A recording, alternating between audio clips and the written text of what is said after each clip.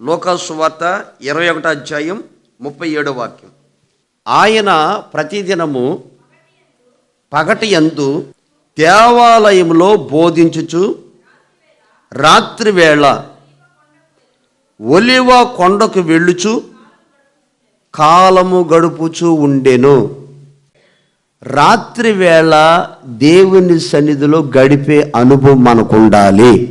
చాలామంది అంటారు, ఉదయం చిన్న ప్రార్థన చేసుకుంటానండి, తర్వాత నేను స్కూల్కి వెళ్తాను, కాలేజీకి వెళ్తాను, లేదా ఉద్యోగానికి వెళ్ళిపోతాను, వ్యాపారానికి వెళ్తానండి, సాయంకాలం వచ్చేసరికి బాడీ అలసిపోతుందండి, చక్కగా వేడి నీళ్ళు స్నానం చేసుకుని ఏదో 2-3 వాక్యాలు చదువుకొని చిన్న ప్రార్థన చేసి పడుకుంటానండి, తర్వాత ఏం చేస్తారండి, మళ్ళీ ఉదయం లేగుతానండి, మళ్ళీ ఉదయం కూడా అదే యదా తదా అంటానండి అన్నారు.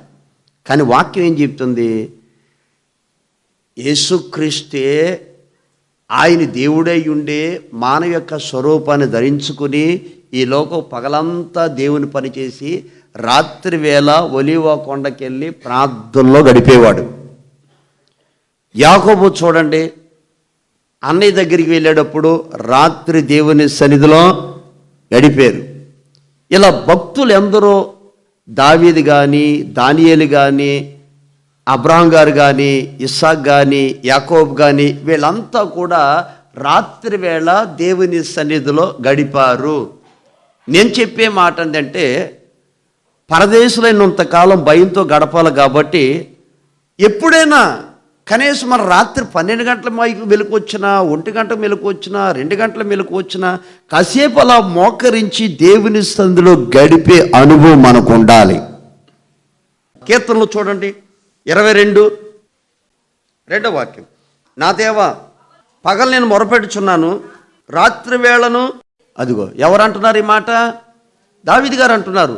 పగలు మొరపెడుతున్నాడంట, రాత్రి వేళ కూడా ఆయన మౌనంగా ఉండట్లేదంట. అందుకని మన జీవితంలో కూడా రాత్రి వేళ అంటే ప్రతి రాత్రి ఉండమని కాదు, ఎప్పుడైనా నీకు అవకాశం దొరికినప్పుడు రాత్రి వేళ కూడా దేవుని సన్నిధిలో గడిపే అనుభవం మనకు ఉండాలి. ఆమేన్.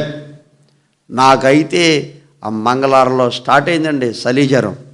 నిన్నటిదాకా లైట్గా అట్లాగే ఉంది. రాత్రి ఈ జ్వరం మీద నిద్ర పట్టేది కాదు. మంచం మీద సూత్ర సూత్ర సూత్ర సూత్ర సూత్ర సూత్ర ఇంతేగా 3 రోజులు 4 రోజులు అలాగే గడిపాను. ఆమేన్. ట్యాబ్లెట్ లేదు, ఇంజెక్షన్ లేదు, ఏమీ లేదు, సంపూర్ణ ఆరోగ్యం దేవుడిచ్చాడు. ఆమేన్. హల్లెలూయా. ఇప్పుడు నాకు 23 సంవత్సరాలు. యేసుక్రీస్తులో ఉన్న దైవిక స్వస్థత అనుభవించటం.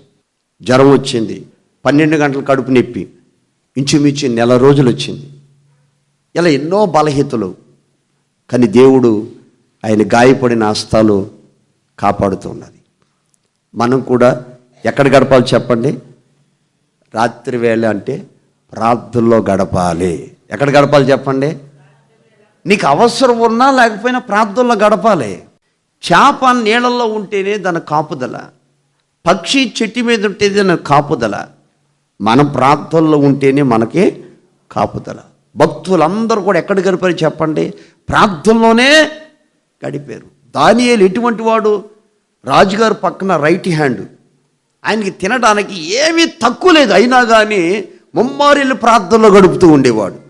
అందుకని యవనస్తులైనా ప్రతి వారు కూడా ఎక్కడ గడపాలంటే ప్రార్థనలో గడపాలి.